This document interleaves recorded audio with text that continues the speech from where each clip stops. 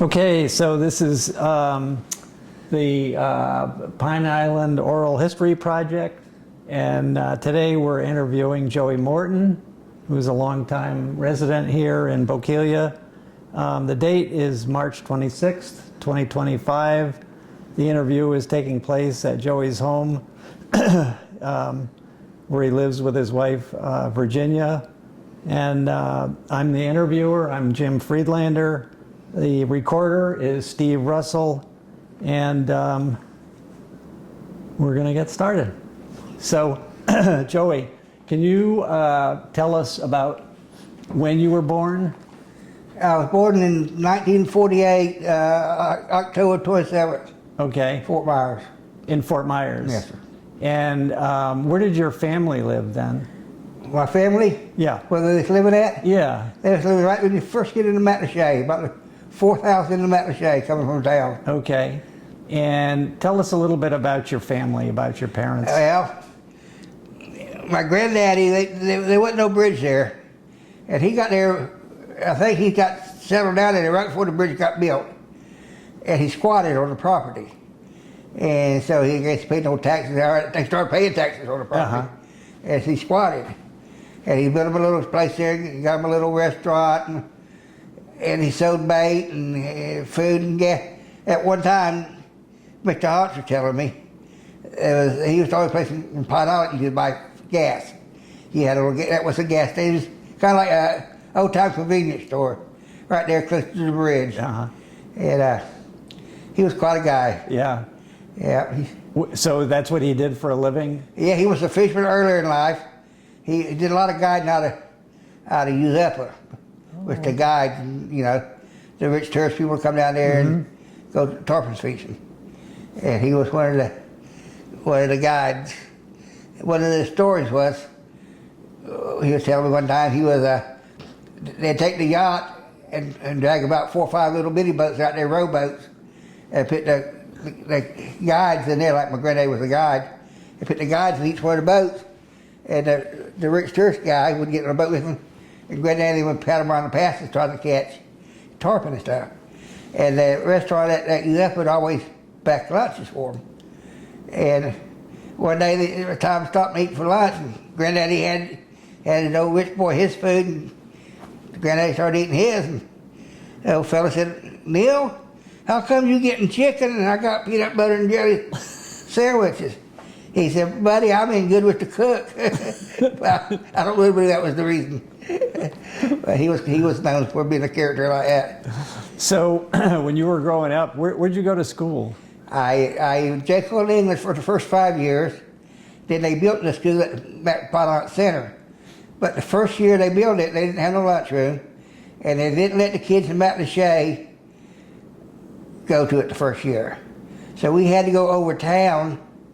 We had to go to Jekyll English and get on another bus, go over town and go to school for the 6th grade over there, which was wonderful because by the time we get to school it would be 9:30. And then twice a week on the way home, we'd leave school early to go to the Fort Myers Library. And so we'd leave school about 1 o'clock every day, so it made a wonderful 6th grade. I enjoyed that year. That's right before they got the new bridge in. And so when did you start fishing? As a child, I remember going out with my dad when I was 6, 7, 8 years old. Go out there and did a lot of night fishing. Night fishing? And I'd stay awake for about an hour or so, and I'd be up about to freeze up under the bow cap, sleep the rest of the night, you know. And then he'd be out there striking. But next night I was ready to go again with him. So what were you fishing for? What kind of fish? Back in them days, we did, we were pretty much what you call shallow water fishing with Pine Island. We did some deep water, some grouper fishing and stuff like that. But our way of fishing was mostly in shallow waters. We did a lot of mullet fishing, pompano fishing, trout fishing, sand brims. Was that all net fishing, or was that line fishing What too? we did was all net fishing. All net fishing, yeah. We did a little bit of blue crabbing, a little bit of stone crabbing. Okay. Yeah. And what kind of boat did you have? Well, back in them days, all they had was, the big guys had launches, and they have like a cracked crown in. But most of us, old timers, my dad and them, they had little 8-horses Briggs and Stratton with wood boats that they made themselves and everything. Yeah. And then later on, probably in the probably mid to late 50s, whoever thought of it started putting the motors in the front. And so they started converting the motors, taking the hot heads out and doing that because you could run up in the shallower water and stuff like that and get around better with them. So did the motor have a shaft or a... Yeah, the original ones, you'd have like 2 post skiffs. Usually it was a crew, 2 guys. Two post skiffs and a hot head, a little launch, which is just a little bit bigger than the post skiff. And you had flats nets in, cotton nets. They had cotton nets, and then they had flat nets. And I can remember the very ending of that. You had them cotton nets. You had a lime, and what you would do, you get a bucket of lime, throw it at the bottom of your little post skiff, and then you build water in that, and then you'd sit there and build water on that net for the longest time to get that lime all down through it. And then back in them days, everywhere you looked in the water behind people's houses, what we call net spreads. Just 2 poles hanging up there, you just drag your net, let them dry out, you know. But you had to do it because you missed very many times doing it, your net would rot real quick. Did you make the nets or did you buy the nets? We bought the webbing. Bought the webbing, which is what the net's made out of. All we would do is hang them in, put the cork line and the lead line on. Okay. Yeah, we did that. And then when you hang a net, you want to hang it with different amounts of bunt to make a catch better. You get more bunt, the better it'll catch.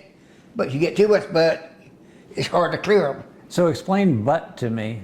Bunt is the mountain net. If it's stretched out to those, like a curtain, and you want it kind of come in like a curtain, so you have more chance for them to get tangled up in it and everything. Ah, I see. And that's like when they told us they left us. That was a joke. What they left us with net wise, but they left us. We were allowed 40. We were allowed 4 shots about, as long as you can get it out of them, it's about 40 yards, and they can't be tied together, and you can't run but 2 over per boat. It's like telling a semi-trucker company, "Oh, y'all can still haul all your freight, but you gotta use little dots and pickups to do it in. You can't use a big truck." And so that's how they got away from saying they took our livelihood away from us. Yeah. And that's exactly what they did. When did that start? When did they start? That started, I don't know the exact date, around 85. Around 85. Yeah, something like that. Yeah. We've been talking for years. And it was big money. It was the sports companies. Yes, the people from Texas did it over there first. And they sent a bunch of money over here, down to the Keys to get it started down here. And that one man that had Florida Fisherman's book, sport book, he was, I can't remember his name right now, but he was really big in getting it. And a lot of folks now, I don't know, a lot of folks claim, "Oh, I didn't vote against y'all guys." He said the way they had it worded made me thinking we were voting for y'all guys, but we I don't know how true that is or what. Yeah. But it don't matter. It's over with now, and it's sad. Yeah. And another thing about that, I told myself when it was over, I said, well, at least fishing will get better because we did catch fish. And I thought it would get better, but it hadn't. Yeah. So it's just everybody moving down here and what comes with them. And I guess the waters are dead and that red tide. When I was a kid, we had that maybe every 3 or 4 years you'd have it. And it's always at the very end of summer, like August or September, before you ever get it. But now it's getting to be a yearly thing. And now it's even in the wintertime too. That's right. So it was more than any. When I was a kid, there was some sunk ships off of Tampa that had them depth charges in it, and they dumped a bunch of them out there or something like that, and they rusted away. And there's all kind of theory what caused it. I don't know. They still got it figured out for sure. So when did you start fishing on your own? When I got out of the Army. Yeah. Yeah, I graduated in '67, went in the Army for 4 years, and then when I got out, I came back and I signed up to be a policeman there. But whenever they called me up and tell me to come on in, fishing sure is good. And I couldn't leave it, and I wouldn't have left it down unless they made me. So what kind of fishing were you doing? I did a lot of pompano fishing. Pompano. That's what I really enjoyed. But I crabbed and stone crabbed. And I got me a bigger boat. I go down a marathon a couple months out of the year during the wintertime and fish the shoreline down there in Florida Bay. And that was a treat. I got to eat a lot of crawfish while I was down there. And a lot of bars. My wife was still up here, and so I got to go to the bars once in a while. So, yeah, I had a good time growing up on this water. So when you were pompano fishing, that was always net fishing also? That was always net fishing. Yeah. So how do you set up the net for pompano fishing? Well, when it comes to fishing, that's what I like about the shallow water fishing. It's more like hunting. It ain't something you just go out and do the same thing over and over, like trout fishing. You go out there at nighttime trout fishing, you paddle around and you listen for pods of fish. When the tide starts flooding, the fish will bunch up and start feeding up in the shallow water, and you listen for them. And then catfish do the same thing, and they feed and sound just about alike. Now, a catfish has more of a sucking noise when they bite the top of the water, but which the trout does, but it's so close, and you want to catch some trout, you mess up a lot of times. And sometimes it's just a solid bunch of trout and you catch a solid bunch of catfish. So, and it's just like hunting, fishing, pompano fishing. Of course, daytime, you just ride around. Trout fishing at that time, you just ride around from low bottom to low bottom looking for the fish to run off. Then you contemplate, is there enough here to strike, or do I need a few more, and see what kind of trash is running off. But then pompano fishing at nighttime, that's when I enjoyed it. You run down the banks, and once in a while you pop a light, and one or two might come out. And it looked like it might be a hot enough spot, you half moon the shoreline, which in a lot of cases, what the shoreline was a reef like. Because the pompano would run for deeper water. They like to run in towards the wind, or they like to run in towards the tide when they get spooked a little bit. So you got used to striking which way that would be to cut them off first, But when you do it a little bit deeper water, when you got phosphorus in the waters, every fish that takes off, like you're kind of up there on top of the water feeding, and you went up there close to them and you spook them, they'll take off different, and they make a different sign. And a pompano would make like a little ball of white puff, which is the phosphorus, and they usually darted down real quick. And so you had to get used to telling them what you was looking at. It was just interesting. And you didn't do the same thing every day. You trout fishing season, red fishing was a fun, but you do a lot of riding looking for them herds. But here's another thing that proved to me that we hadn't done as much damage as they said. They took the red fishery from us. Excuse me. They took the what from you? The redfish. Yeah. They took the redfish away from us before, 4 or 5 years before they took the nets away from us. And redfish would bunch up in October, November. That's when I guess they bunched up to the spawn and everything. And they took them away from us to begin with. And they was getting, when you see a bunch of redfish back then, usually before you can get close enough to them, they just busted and spread way out. Well, within 3 or 4 months, that quick, at the redfish band, you could see a bunch of redfish from half a mile away and run right up to them and do donuts on them, and you could count how many was there. The fish wasn't stupid. They knew they were safe. But that's how quick they adjusted. Amazing. And within a year, all the sharks in the world showed up this harbor. I think we did a lot of wing digging for pompano, where you'd throw your net right against the beach and run right straight offshore and make a big old hook. And you just sit there, which is boring as heck. But you just sit there and then you pick it up every hour or so and get what few pompano you got. So these were gill nets? Huh? They were gill nets you were using? These were gill nets. Yeah. Yeah, just any kind of, only other kind of fishing I did was I made me up a group of boat and did some offshore grouper fishing for 5 or 6 years. Yeah. Which I kind of enjoyed that too. Same thing. Yeah. Till politics got too involved in it. You had to have license for this, license for that. You had to call before you go out. You had to call before you came in. all kind of silly stuff. Yeah. So I mean, some of the stuff was necessary. Yeah. But a lot of it was just Yeah. people that don't know nothing about the business making the laws, Yep. And if we tell them anything now, we just, Yeah. that's what I say, we're like, probably they don't want to believe us. But So when you set a net, I'm just trying to understand, when you put the net in, it hangs down from floats, is that right? well, there's several different ways of fishing that too. We got drifted, where you put a light lead line on it, and like we go to Florida Bay in the wintertime, we did a lot of drifting down there. They would take, for about a month and a half down there, the crabbers and crawfishermen would move all their traps out of the bay. Because at one time, fishing was a lot more important than crabbing was down there, crawfishing. And we'd drift nets. And then after that, they put it over, then they put their traps back in there. And then they started doing so good crawfishing and stuff, they couldn't afford not to. So they started putting they left the traps in there. And so we ended up using sink nets. And you put a heavy lead line on them and a light cork line, and you let them float to the bottom and they stand up. Well, you got a lot of tide down there too. So you kind of want to run it overboard where the tide won't lay it down quite so bad. Anyway, it all factors in, Yeah. But Yeah. like I said, that shallow water fishing was fun. Yeah. I Yeah. got some Cayo Costa pictures to show you, but it's not nothing you could take with you. But it shows you who discovered it. Virginia, not right now. We're in the middle of the interview. Oh, okay.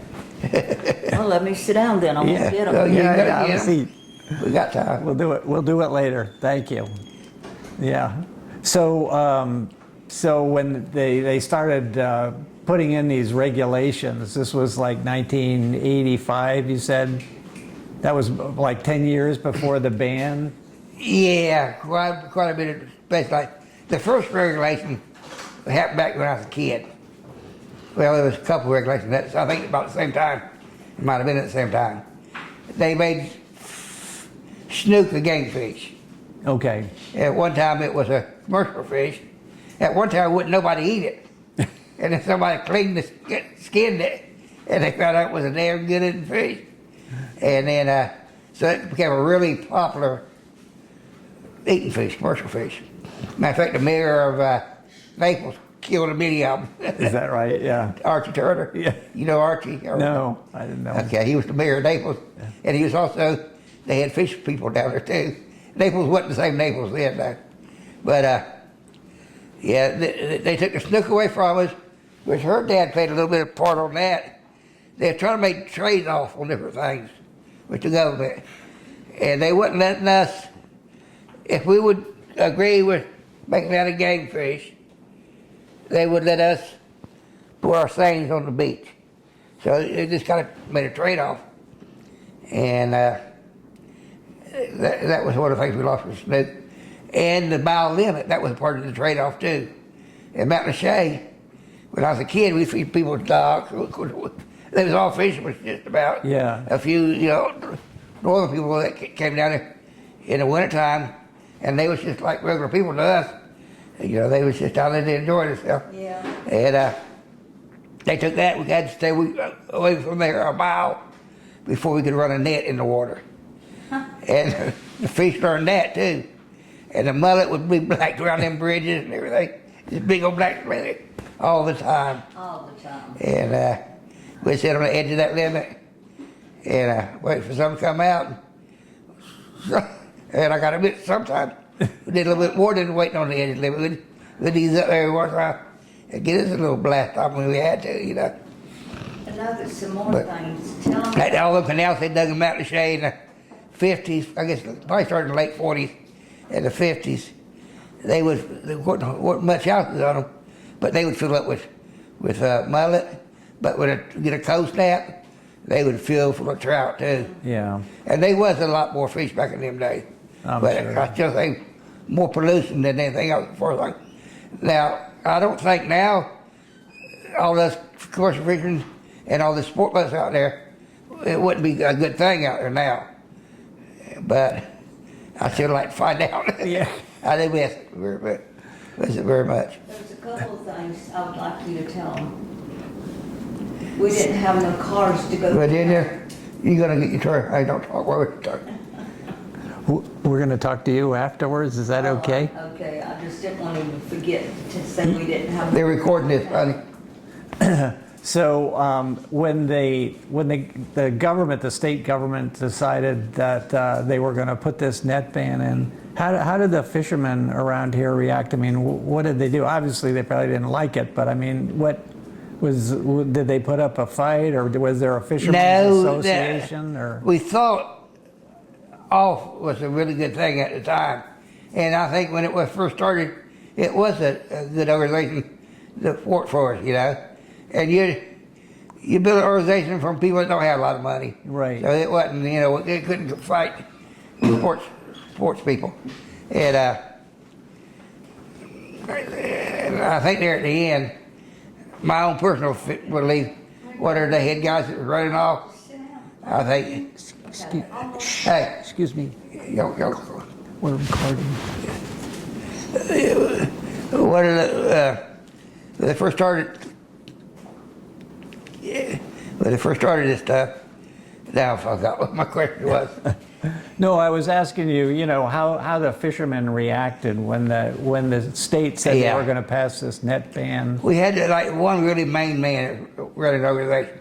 We had a lot of active people. A lot of people worked really hard, but at the end, it looked like the main head man might have sold us out. I mean, that's what a lot of us feel like, you know. You felt like what? Like he sold us out, you know. He probably going to some kind of big meeting in Tallahassee. He said, "Oh no, y'all need to come and everything. This is exactly what I was going to do and all that."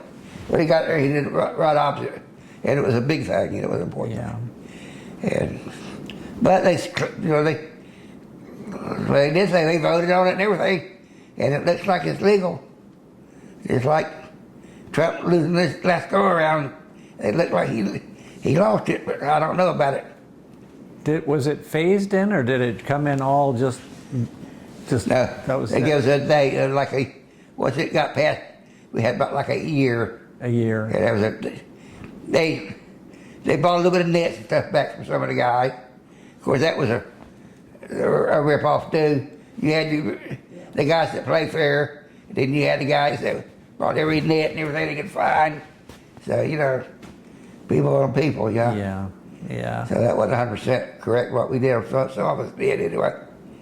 So after the net ban went in, I mean, what did the fishermen do? What did people? Well, they offered, the government stepped in and said, they offered people training in driving trucks or electricians or plumbers and stuff like that.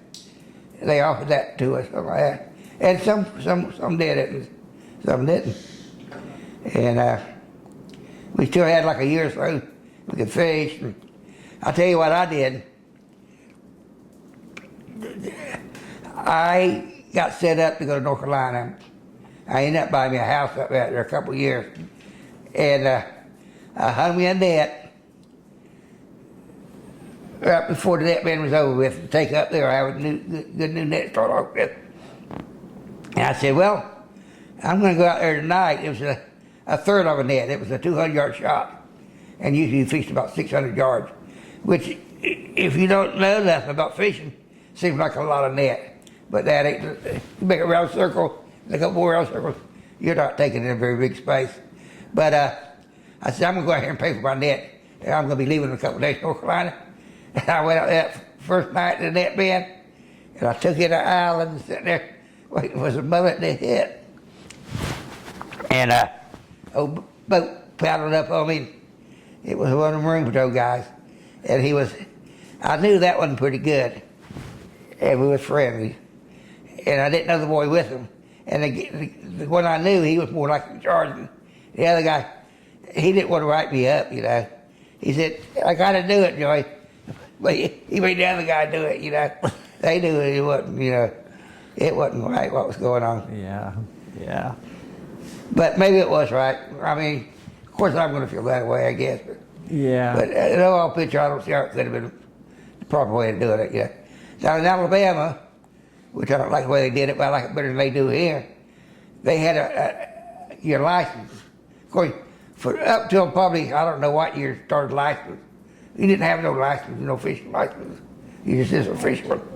But in Alabama, at least they let anybody, I forget what they paid, $10,000 or whatever it was, if you want to sell your license back to the state. And several fishermen did it.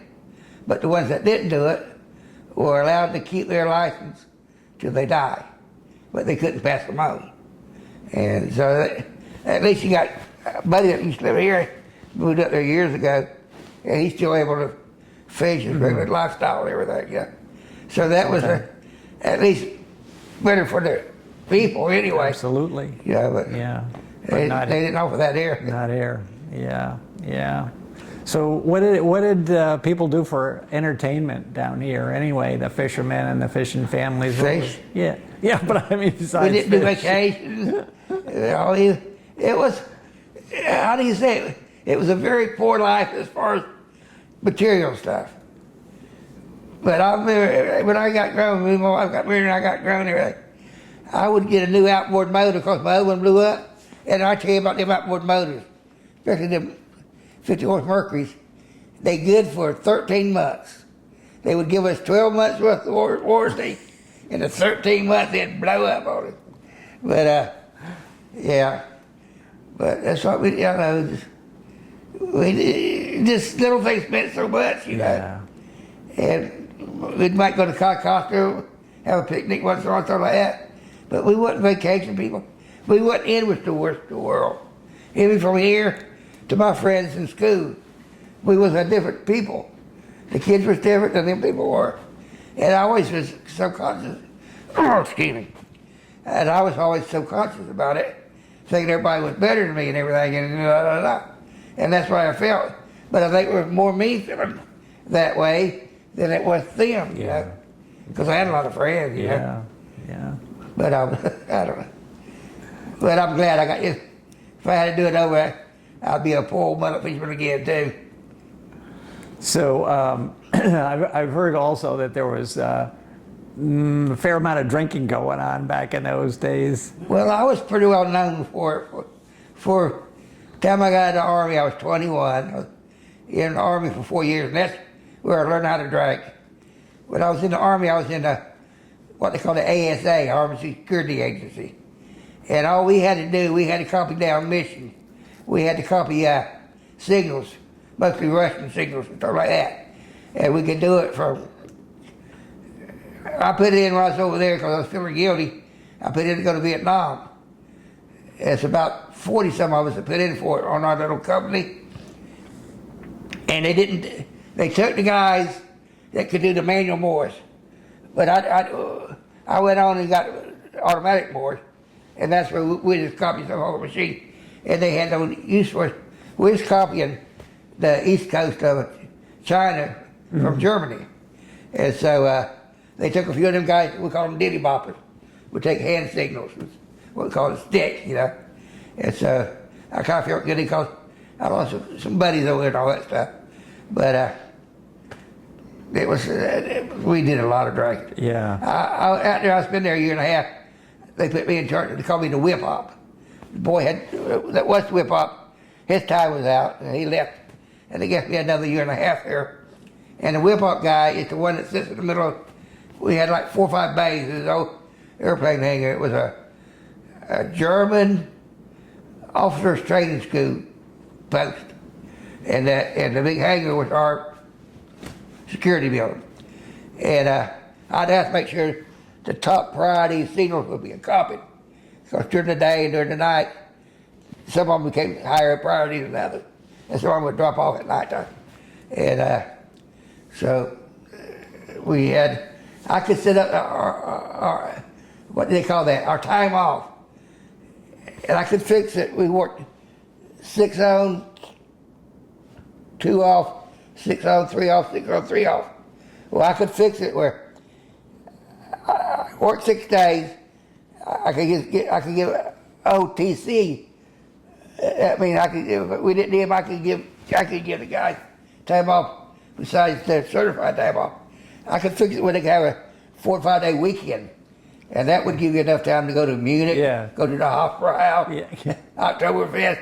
So we learned how to drink a lot. How about the places out here? Did a lot of drinking out here. Yeah. A lot of drinking. Yeah. But it was mostly the age. It wasn't the fishing people. When I got older, I got completely away from it. My dad, by the time I remember my dad going out 3 or 4 times, but not very much, you know. It wasn't that no more drinking problem than I would say Cleveland or, I know up there, a lot of them places up there, they got these full family bars, but people I think when they're my age, they still go to them wherever, you know. Yeah. So now, you hear stories about guys like Ernie Long and everything, which is quite a character in itself. Do you know about Ernie Long? Have you heard about Ernie? No. He was an old fisherman that came. Here's the story behind it. I'm surprised you ain't heard about him because he's famous around here. And he's been gone probably 10 or 15 years. And he probably came from Tampa, Ybor City, or right around Ybor City. He had a wife and 3 or 4 kids when they showed up here. They lived in an old fallen down shack over the mango tree, over the water. And but he was thought to be married. He was thought to be a prize fighter. And this is, here my dad knows the guy's talking. And he's probably been a pretty dang good one too, they said. And he was probably married to one of the DuPonts, one of them rich DuPonts one time. And I guess I don't know what happened there. But he ended up down here and then he became the local alcoholic, you know. And beloved alcoholic, that is. Everybody loved Ernie. And he fished, he was a good fisherman, but he wasn't organized very good. I remember him taking the nets, like my dad's old nets, we'd cut them out and put newer nets in. I'm sorry. And put newer nets in the butt, and he'd take the old nets. And when we got rid of something, it was ragged out. He'd hang them back in and go catch plenty of fish with them. So he was quite a character out here. Yeah. You'll hear more about him as you interview people. Well, you were telling us a story before about Tootsie. Tootsie, he was my dad's age. They were really good friends. Tootsie was in the Navy during World War II. He's always been a character. He's the kind of guy, he always had a launch. He put a lot of money. My daddy was a good, hard worker, but he'd bring everything home to feed the family, and he wouldn't invest much money in his gear, you know. But some of them, they had good gear and caught a lot more fish. And Tootsie always had the gear for it. And you'd see him out there on the boat during the run season, which is the time of year where the mullet spawn. And you had to practically live out on the water back in them days during the run season for about $2. And coffee, woo, it had to be that Cuban coffee. It tastes like to me. I remember one day at Blind Pass, cold freezing morning. Couldn't find no fish early and run to that beach, and there Tootsie was. Waving his arm, come on over, boy. You cup of coffee? Yeah. I couldn't drink it. It was terrible. So I didn't want Tootsie to see me do it. So when he wasn't looking, I reached over, poured it in the water. And then he a little bit later, he said it was empty. Well, he grabbed it and built me another cup. But he had coons. The whole time I was growing up, little alligators. He was famous for his smoked mullet. Real famous for that. Matter of fact, he told me how to smoke them. When I took the fish off over and I started smoking them, he had me come over to his house one day and he showed me exactly how he was doing it, yeah. But everybody loved Tootsie. He was a good guy. The only thing I hated the way he ended his life, which a lot of it was over the net man. He just couldn't stand that and some physical, medical problems. It was sad because his wife had done died, and his new wife was another lady. I always called her Sis Hipple. Most people know her as Louise. But she had lost her husband, and Tootsie had lost Mary, and they ended up getting together. They have known each other for years and years. Her husband, Bob, he was the one that kept everybody's boats going. He knew them old Chrysler Crowns and all that stuff, and everybody loved Bob. He'd come out there and drink beer with you all day, and get your boat going for you, and charge you hardly nothing or nothing. But Nice. back in them days too, people didn't walk around with money in their wallet. Like Dub Popple, he was good at working on motors and stuff, and he always had a bunch of old used motors around. If you needed a part and he had it, or anybody had it, you didn't buy it from them, they gave it to you. Or if you needed some gear to finish out what you had it on that, people was gave stuff to each other, you know. But that's the thing of the past now. So the fishermen really got along pretty They well. got along good, Yeah. They did. And I think a lot of them, especially the ones I knew, my dad's age, most of them had been in World War II. Yeah. And I think so my dad, he never did say it, but I think they were so glad to live through that war that they just liked everybody, you know. Yeah. Daddy landed on Utah Beach, and he said by the time he had landed, he was lucky he got on Utah Beach. He said by the time he landed, though, he said, Joy, there's always somebody dead GIs on that beach. I had to step on something to get up on the dang beach, you know. So, yeah, I think a lot of them. We had one old boy named Lewis Whitworth, and he shelled and Scotland was a big old thing. Back up until they put that causeway in the Sanibel, Scotland was a big deal here. You're allowed to catch 10 bushels a day, and we'd be out there before daylight and back in and have them at the crab plant by 10 o'clock every morning. They were so thick, you know. And but Lewis Whitworth, he was a character. It's hard to describe what he was, but he was a wonderful guy.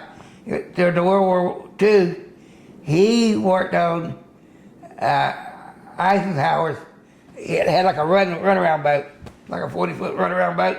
I guess he had one in England, and he worked on that boat with Eisenhower, you know.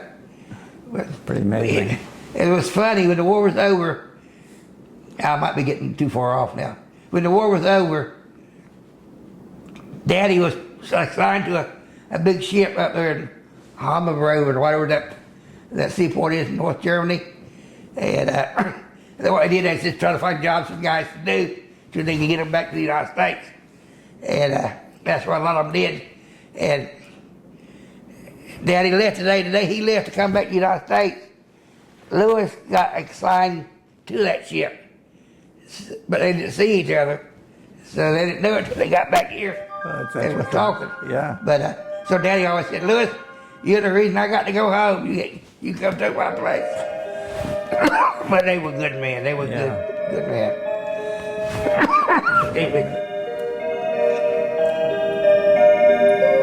Just wait a second.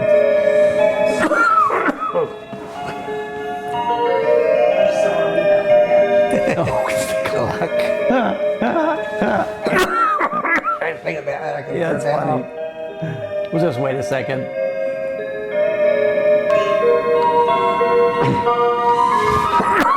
Sorry, Quite musical. Wow, that's quite Yeah, you got 3 different types of music we play on it. That's funny. Or you can turn it off. Yeah, 12 hours. it's all right.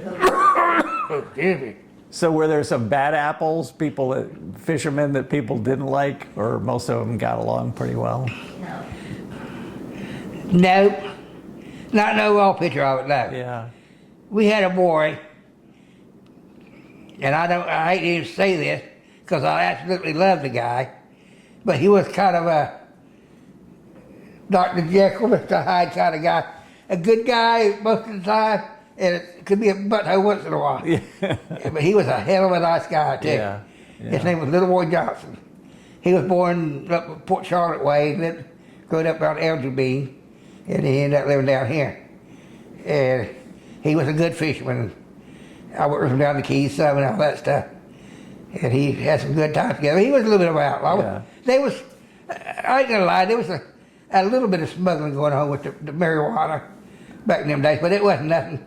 Everglades and down to the south, that's where that stuff came in. Yeah. Them boys had regular systems down there. But there was some came in here, but nothing right down there. Yeah.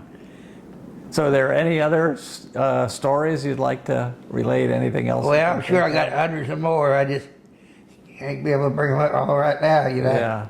And Well, you've told us some great I enjoy ones. talking about it, but it's been a good life. All Yeah. I got to say, it's been a good life.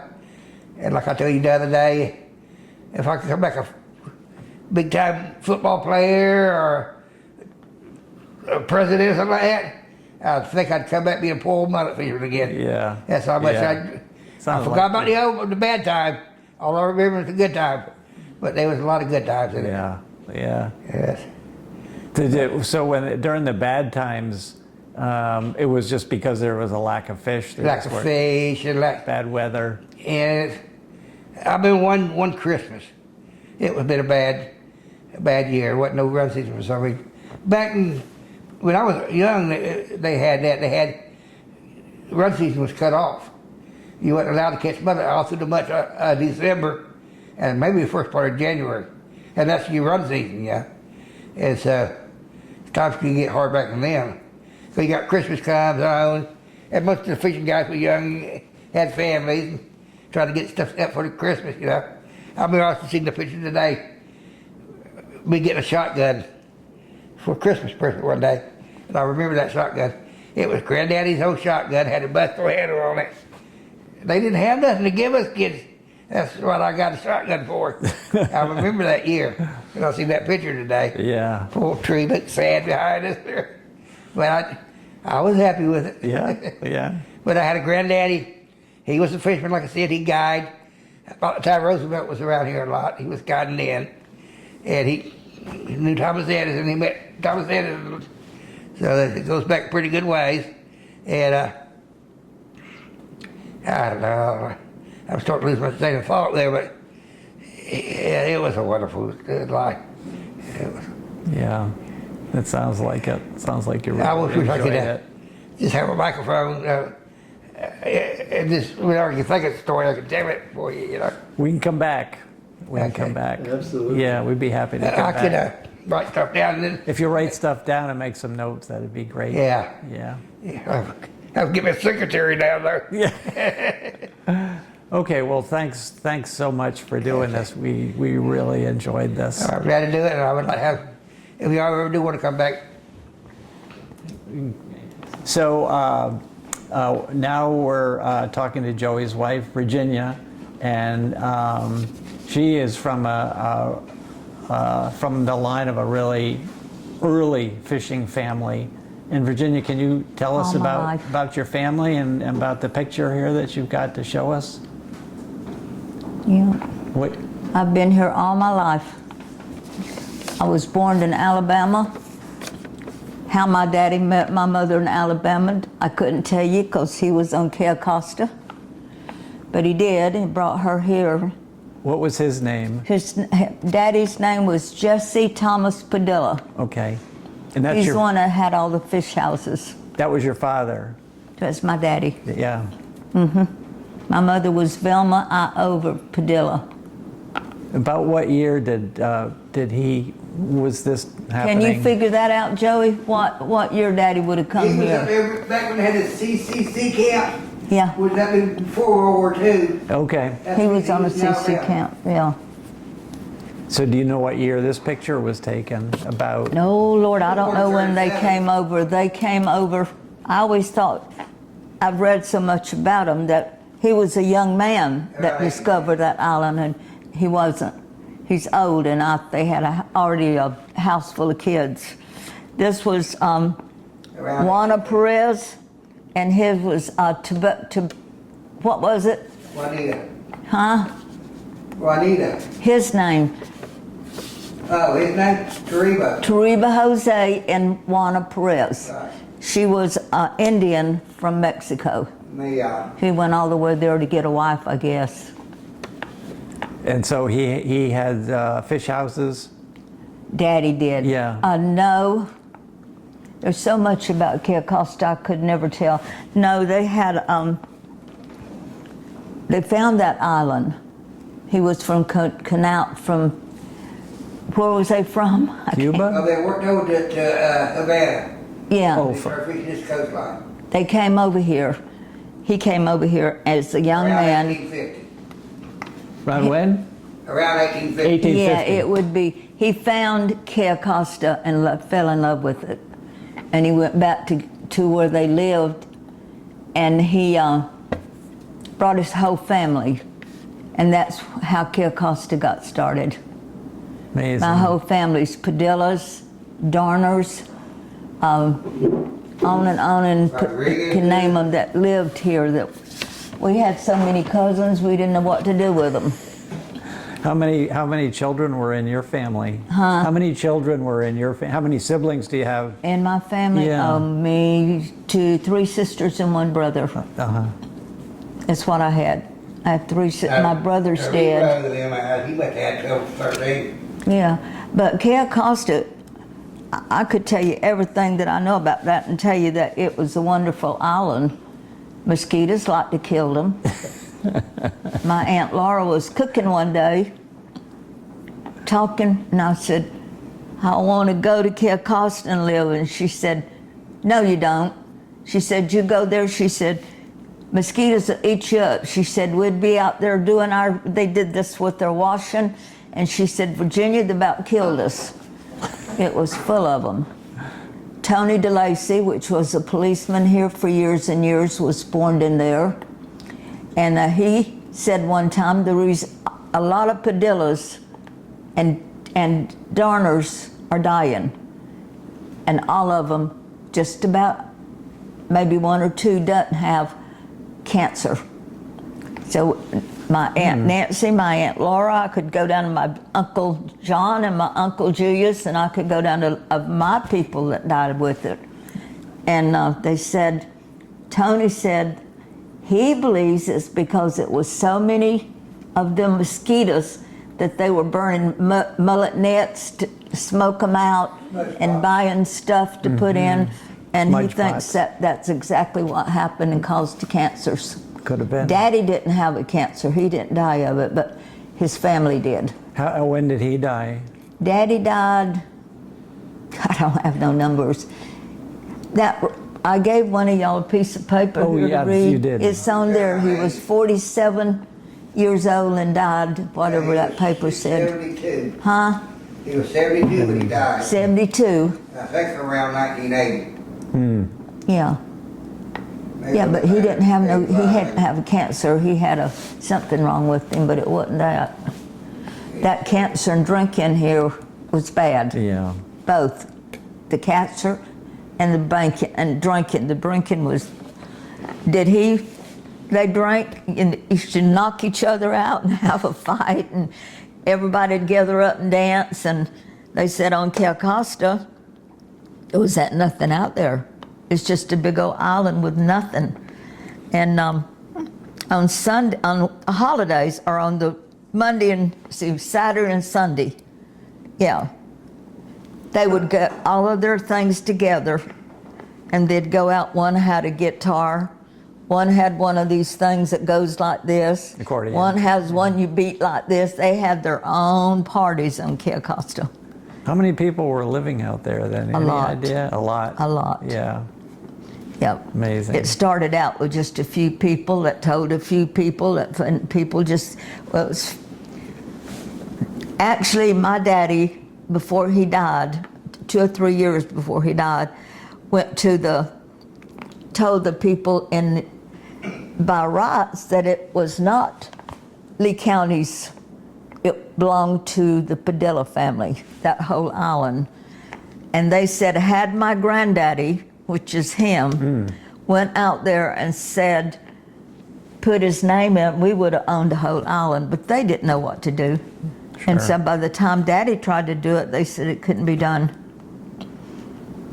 And I don't think I wanted to live there now anyway, because after all the things I heard about it. But I do love Cayo Costa. Yeah. Not too many years ago, they came and said they're going to change the name of Cayo Costa. And you're like, what? It's been there that many years? My grandfather? Yeah. Who was they going to put on it? It was trying to name that to Portugal. Portugals. They was going to name it that. He was the county commissioner, and it became, might have been a senator or something for a while, and from Sanibel. And they wanted to change it to Portugal. Yeah. And he had probably never been on that island. But anyway, I got a friend, they built a house out there before they stopped the building, letting people build. And me and her went crazy. They didn't change the name. Yeah. It's still Yeah. Cayo Costa. That's good. Because why would they do that to a man that done all of this in a young age, years and years and years ago? Was that we're not good enough to have it Cayo Costa? We said some things. It stayed there. But Joey, what I was trying to get him to say, and I'm sorry I walked in when That's y'all okay. were doing this. Don't worry. Was about the frozen mullet. He's telling everything, and people said there's never been no frozen fish in Pine Island. Wrong. Yeah, we used to have winter. Oh, they were frozen fish everywhere. Us kids went crazy. We're picking up those fish. One day, him and I was in the kitchen, looked out, and it was, what do you think it was doing? Snowing. Really? What year was that? We just stood there looking for a minute. I said, it's snowing. It was. We had snow right there. It didn't stay long, but we had it. And there was just some things I wanted him to say. One time when Maria was down, I was down in Marathon. You know where that is? I was down in Marathon and had to come in because the coast front went by. We was offshore at nighttime fishing, and it got really rough. So I came in and got there before the fish house opened. It's still dark. So we got behind the wall to get out of the wind and started looking up. It was snowing in Marathon. And that was around, probably around 80 something like that. It was cold. It was cold. But we fished 3 or 4 times a winter. Big time, too. A couple of things. Boat loads of sand rim and Snoop was to do fish up front. Yeah, the freshers, they were just like ice. You pick them up. But one of the things I wanted you to tell them, I was trying to say before you got turned off there, about the fiddler crabs and the way we got to town, and a postcard took us to town and brought us back. Oh yeah, tell We us that had no story. way to get to town. There was not 2 people probably that owned a car where we was at. Excuse And me, so by town you mean Fort Yeah. Myers? we did not have a car. Yeah. Nobody did. I was way up in high school when my daddy bought a car, and he was in business. The postman came, there'd be 3 or 4 or 5 people, and he'd take them to town, all of them, and he'd bring them back. And then Ernest Gillihan, we had a place where you do quite where I worked, crabs. Yeah, they had crabs. My mother was working, picking out crab meat, and she's getting a check. And I was about 13 years old, and I thought, I need to do that too. I need to do that. So I went there, Mr. Piner, can I go to work? Virginia, you're not even old enough to get a car to go to work. And I just hung my head. He was such a good man. About the next week or 2, he came. Virginia, I'm gonna let you work. And oh, good. He said, I'm gonna sit you by your mother. You pick out the stuff and it'll go into her name and she'll give it to you. So I didn't have, anything to court. And I did. I went there at about 13 years old. There's pictures of me there. And at that age, they had a big old round thing. They throwed them crabs in it. And that's so bad to look at. They're trying to get out and they're cooking them. I wouldn't do it now. But I started with Mother picking out the crabs, and we got a thing full, they would weigh them. Then we got another thing through, they would weigh them. And then it was scallops. And I'd take the scallops and pull them out, and you'd have a thing this high to put the scallops in. And boy, I was going like this because you got paid by that. You didn't get paid any other way. But I made a lot, pretty good money back in them. Where were those scallops going? Where did they ship them to? Do you know? Where did the scallops go? Do you know? They sent To New York. Fulton Fish Market. Yeah, they sent trucks down here to pick up the scallops and the crabs. But I wasn't happy just with making a little bit of money with the scallops and the crabs. I started cleaning them. That was the worst thing of all. At 12 o'clock at night, sometimes I got home. Wow. You wasn't afraid to walk that. You could walk this island anytime you wanted to. It was wonderful. I was never afraid. I didn't run. I just walked home. Where was the place where you did the picking and the? Where's what? Where was that place where you did the? Piner Seafood. Where was the? Was that what it was called? Piner Seafood. He did crabs. He did oysters. He did scallops. He did all that Wow. stuff in Was that it, big. it was here on the island? It was, yeah, right up there. There's still part of his stuff there. His house is there. And the little house where I went and got my Right check. when you first come into Matlacha, right when you first come in on the right hand. I know where you are. Okay. The little Yep. building right there. Yep. right there. On the left in That little Matlacha. store they had there. Yep. It was right behind that. Okay. But they had Yep, boats still there. lined up all over the place. The fishermen would get off and they'd do these boats and tie them up. And I was very, very young then, not working or nothing. And I'm watching them and I'm thinking, you know, like a kid does, like they're stupid. That would be so easy to do. And I watched them, and one day I just thought, well, I'm going to do it. Well, you know, I'm a little bitty kid, and those thing, you do it like that with reach the sky. I got in it. You're a little bitty kid. I picked up one of them so I could hit the water like that and stop moving. I started drifting down the road. And I was screaming, Mama, Mama, Mama. And Mama come, they had an old wood house there they was living in by the fish house Daddy owned. Mama went to the back and she's, oh my God, oh my God, oh my God. And I'm screaming, Mama, Mama. Ernest Gillihan came out. He got in his boat and went and got me. I got a whipping, but Mama got her kid back. But I thought it was so easy to do. But we had some fun, didn't we? I mean, stupid stuff.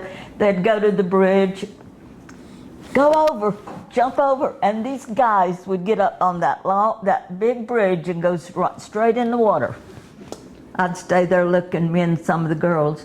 They'd call us crazy, you can't do it. I'll bet you wouldn't do it. I said to myself, I bet I wouldn't either. I never went in, he did. He would go down in the, all of them did. Daggum, they could have been killed. So then another thing that I always worried about and still get chills about, Mom and Daddy had a baby in those years. I was about 13 years old, difference me and Debbie. And Daddy would have to go to the fish house every day, and Mama would go keep the books, and I would babysit. And Debbie, as soon as my mom and Daddy left, used to be hitting the floor and screaming and reaching her arms out. Debbie, wait, I'll take you, I'll take you. Every day I had her in my arm, and I'd go across the bridge and I'd set her on that rail. Do you know if she'd have fell off that rail, she would have died. She would have drowned and she was a baby. And me and her laugh about that now, but I said, Debbie, I still wake up thinking about chills on me about if you'd have fell off of that bridge. But no, there's a lot of funny things about Pine Island, a lot of funny things about it. We have a park. Is it called a park? You can go to that restaurant, and if you go down that restaurant road, there's a park there. They used to have all the, what was it they had in it? Park? Yeah, well, every year they would have the. They had a organized fish fry, organized fish fry. Yeah. On the 4th of July. Yeah, 4th of July, everybody on this island went. That was the most fun. Boats tied up, friends, husbands and wives, and we would just have a ball there. We'd get off of the bus. We had to go to we was on 1st Street. You'll see that when you go through Matlacha. It'll say 1st Street, and it goes that way. Well, we lived in that, so we had to walk from the house to the road for the bus, and we had to go to Fort Myers. So we'd tend down there sometimes for an hour or two, waiting for the bus to come, waiting for the bus to come. Still was fun. Wonderful. Except I had a fight with a boy, and he threw he took I had this thing I was carrying my butts, and he threw it on top of a house. I think it might still be there. No. So I wanted him to have some of the fun things we did, Joey, too, because we did. Stupid things. Yeah.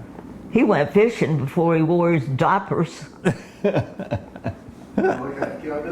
He loved it. He loved I it. can tell. He was never happy if he wasn't fishing. I can tell. But Yeah. now he's sick and he can't fish. Yeah. long, long years ago, but beautiful years. There was 3 fish houses on the island. There was Daddy had a fish house, 5, and it was just, they all was friends, but Daddy had the most fish houses, and my mother was actually the pusher. Daddy did the, he'd get the fish house and things. Mama would keep the books. And then they had the marina, and Where was the marina? The marina's in, you haven't seen that? I don't. Oh my. Jug Creek Marina. Oh, Jug Creek Marina. Yeah, they're cooking food there now and Yeah, doing they everything. are. Oh my gosh, they have bands there all the time. When it was Daddy had it was a fish house. He bought that land from a cousin that bought it that didn't want it, and he built a fish house. Then he decided he didn't want it. He sold it, got another fish house. Then later on he decided he wanted it back, and these people were going to sell it, so he bought it back. And it turned out to be a fish house and a marina, and it was wonderful. We had the marina. We had people, Joey and I did, coming across the bay to get gas from us when they could have got it closer. Mm-hmm. And people still say, oh, I wish y'all were still there. I really wish you were still there. And no, we can't be. It's too old now. And my father's dead. But I mainly wanted to show you that this was the start of Cayo Costa. Yeah. Them 2 people. Yeah. And they had so many kids. I don't even know. I couldn't sit here and name all of them. The Darners and the Padillas and all of them put together. Well, thank you so much for sharing those But I really, memories. really, really wished that y'all could have seen it. You would have loved it. You would have loved Pine Island. Yeah, All the I would kids have. loved each other. Yeah. Yeah. But I still want to be here. Yeah. I guess I'll die here. Yeah. It's a good place. Well, we have come to really. I don't want to talk love it. on nothing. I hope that didn't get on. No, that they shut it off. I was just talking to you guys.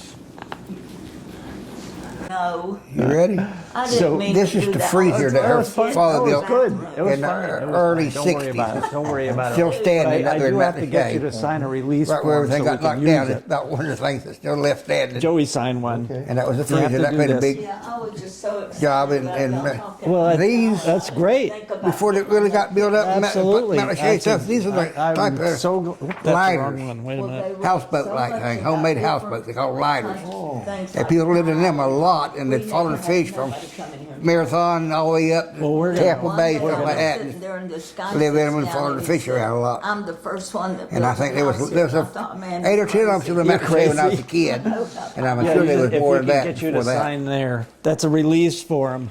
Well, you can read it. All it says is that That- it's that is my you're granddaddy just, you're deal. just He's- letting us He's a use it. story right in itself. He's gonna, But he guide fish over New Zeppelin, and he was a young man and all that stuff. No, you look fine. He Don't met worry Thomas about it. Edison, he knew Thomas You look Edison, fine. and, would do that, I wouldn't have done that. and Where do you want me to he had it. sign?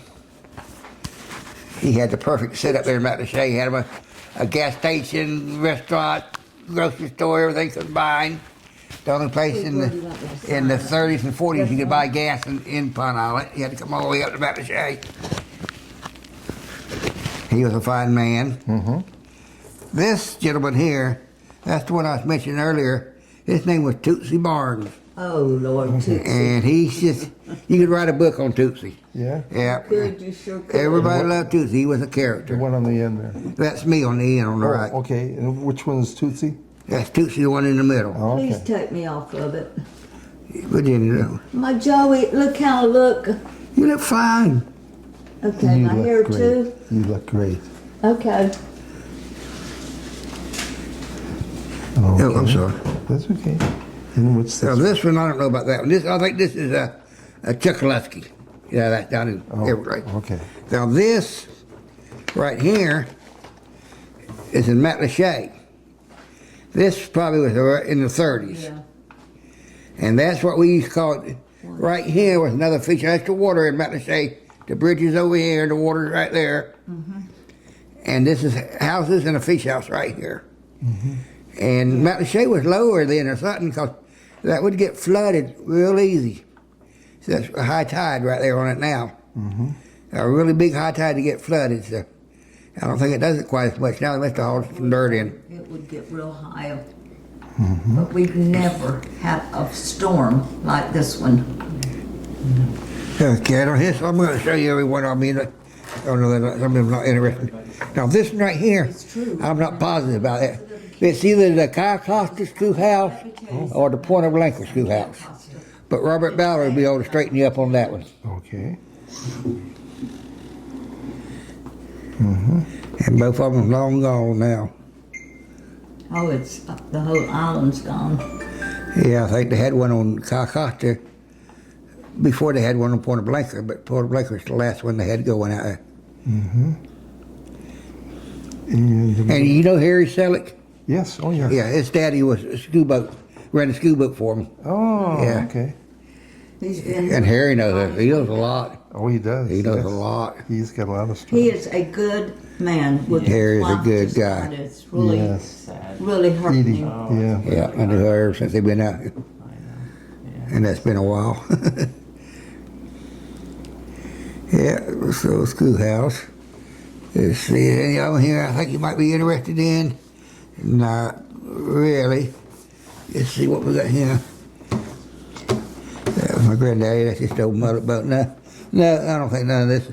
I got a lot better pictures than what this, or we could find them. Okay. Oh, I have some good So- pictures, but we've been going through pictures. Now I got one painting on the wall. It's the Point of Blanca fish house. Have you ever heard of Fonzo Darner from Boca Grande? He's all kin to the Donners, born and raised on Cayo Costa.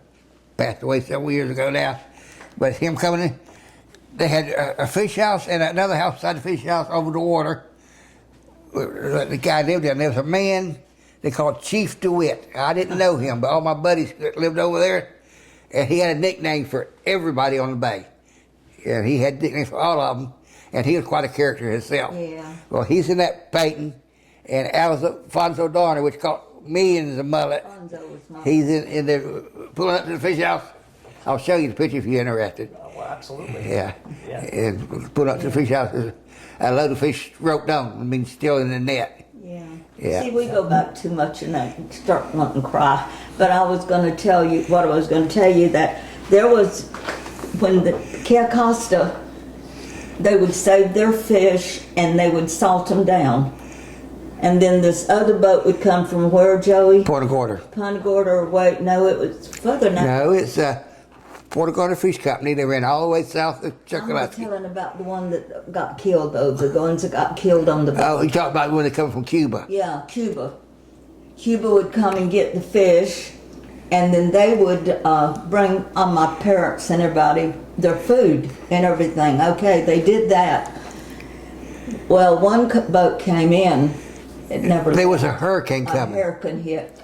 And they, How many? 4 men? I don't remember exactly how many, but right outside of Pelican Bay, you know Pelican Bay, headed towards the pass, that first cove, they call it Dead Man's Cove, a local name, they call it Dead Man's Cove. Well, they came inside, the hurricane, and they stuck inside, and then they died there. Yeah, and they was all buried in the same thing. And I knew a guy named Gomes, Franklin Gomes. He's a little weird guy. He's an all right guy, but he's a little strange. He was out there fishing one night by himself, and he was struck in that cove, and he caught a body, one of them guys. And all he didn't have a knife on him. He took an oak scallop can and cut his net in two and hauled ass, and went and got some help and everything. And came back, when they put it in, it was a big old shark. It's so funny, yeah. But Daddy, that what I was going to tell him, when Daddy was a kid, 8 years old, when that happened. And Francis Papa, which knows a lot about that place too, said that it scared Daddy so bad, and he cried. He was just a little boy. So when we was living in Matlacha, if they said hurricane, Daddy's get in the car, get in the car, get in the car, and we'd go to Fort Myers. He was scared to death after that. Jimmy, have you talked to Steve yet about it? I'll tell you what you would want to do. See if he can't get you up there to his mom before you go off. See if Because what? get you up there and sit down and talk with his mom. Because she might not be here. much Who's longer. Mom? That's what I heard. Mrs. Popple. Yeah, her name is Frances? Frances Popple, yeah. So she's an artist, right? She's. Yes. I stopped at her house Ah, okay. the She's day before sick. yesterday. Oh, she's sick. She fell. She's been in a hospital several. Oh, yeah, but it's over a period of And time. then the other day she bought everything new for her house, and she was trying to pick up the thing on her bed to put something under it, and she pulled something in her back. Oh, that's And terrible. I went over there. She's in real pain. So is she at the house now? I don't know, and Yeah. I would. I knocked, but of course, if she's sick She in would bed, talk probably, to you, but like I said, Oh, she's a real lot of nice lady. I mean, she's real. Yeah. What I she know talked about to her. Cayo, Might be best to get a hold of Steve and see if he'll take you up there and let Well, that's a him thought. call her. And That's a thought. Yeah. Maybe I'll ask Steve. but that's pretty important. I mean, as far as Yeah, absolutely. She's yeah, the yeah. oldest No, around. She's on my list. I've been trying to reach her. I couldn't find a phone number, so I just Yeah. went to the house and I knocked at the studio, and then I went over and knocked at I've the got house. some beautiful pictures here that she did.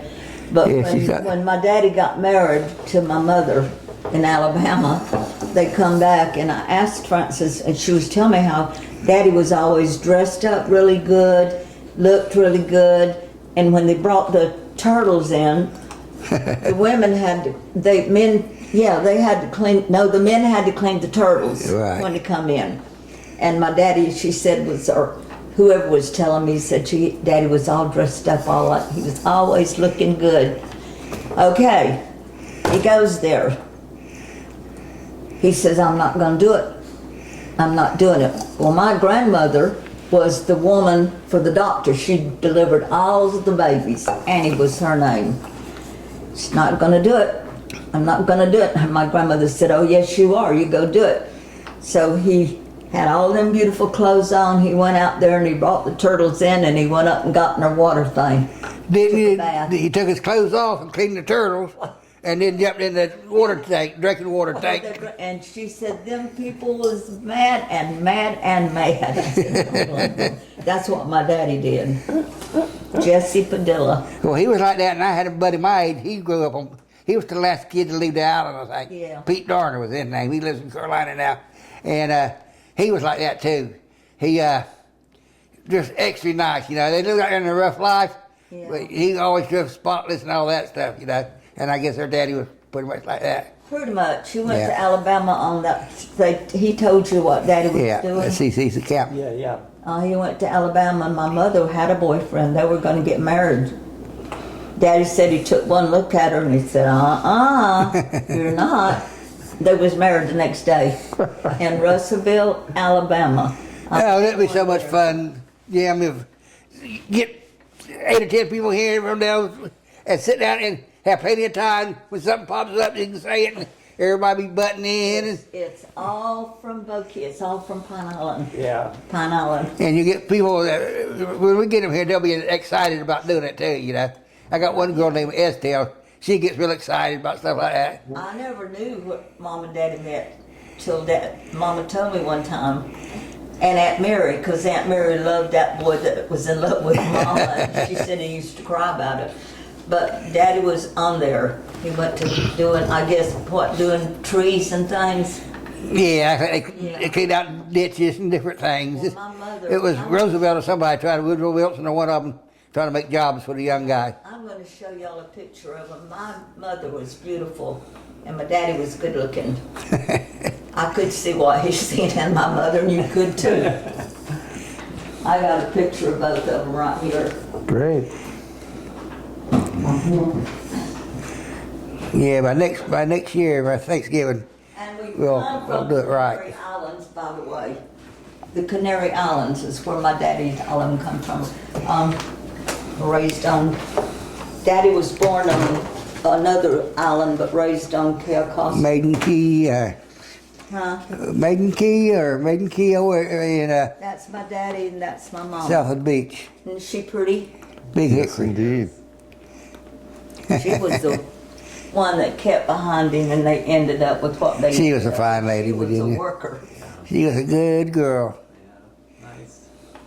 And Daddy went in the Navy, he was a boxer. Can you believe it? He was not big enough to be a A boxer. lightweight. He won though, he won. He was lightweight until he hit Fonzo one night, And Fonzo said, I didn't want to be this ass, but it hurt so bad I had to. And Fonzo was a tough guy, but a good guy.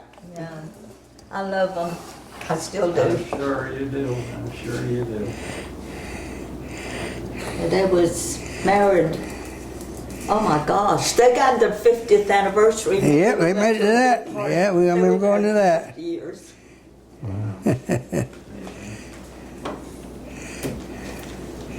And that's Pine Island. Yeah. She brought my Alabama mama to Pine Island. And Could you imagine leaving the farms of northern Alabama? When she left, they went straight to south of Everglades, worked for the Port Augusta Fish Company, lived in one of them lodges right in the middle of Everglades. What she left to go out to. She got a shot. We got a shot. What was so good about all of that is that mother, well, it wasn't good. My mother's daddy was cotton picker. He grew cotton. Yeah, he grew Bales cotton. of cotton. And he'd only had one boy, and he had 4 girls. And they had to get out there and work. Mama said their hands would just be in a mess. But that's what they did for a living. So when Mama met Daddy, and he offered to marry her. Yeah, I got married in Winnie too. They went home and her daddy was there and she said, Daddy, I got married. Now this is things they told me. You got married? And she said, yes, to Jesse. And Mama said he climbed up a step and sat down and started crying. But him and Daddy, after that, big surprise, they were really, really, really good friends.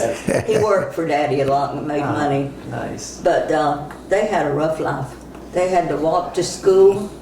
It was cold in Alabama, and they said their hands would be like freezing.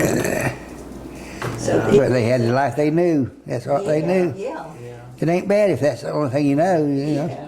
Yeah. But when my daddy died, my granddaddy, he died a little bit before Daddy, or maybe after Daddy, asked Mama to come live with her because neither one of them had a husband. Mama said, Virginia, I'm not leaving Florida. She didn't either. She didn't go. Be like that.